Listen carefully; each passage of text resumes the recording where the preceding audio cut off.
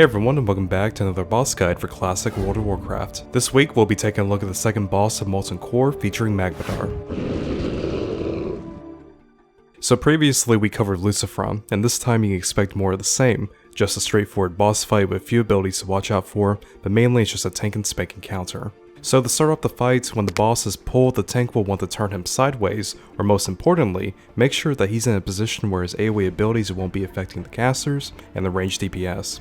The first ability that should only affect the main tank is his Lava Breath, which is a short-range cone of fire that hits anyone in front of him for moderate fire damage. Next, keep in mind that melee DPS players will be exposed to Magma Spins, which is just a low-damage fire dot which can add up over time, but generally it's not too big of a deal, but healers just need to remember to toss out a few heals every so often.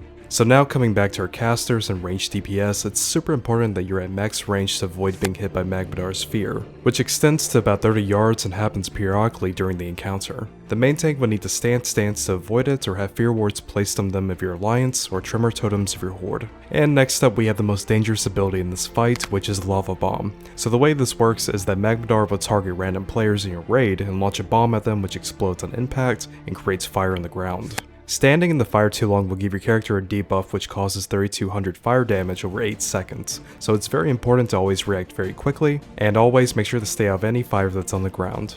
And because of how dangerous this ability can be for your first time progression run, I would recommend using fire pots, but keep in mind of course that's not mandatory as long as you're cautious and careful. And finally we have Frenzy, so Magmadar during the fight will occasionally rage which buffs his attack speed and overall damage, so your hunters will need to use Tranquilizing Shot to dispel the effect. So with that, we've covered Magmadar's abilities, and when it comes down to it, this is mostly just a tank and spank encounter with some good positioning needed, as well as your healers getting some practice with healing AoE damage in Classic.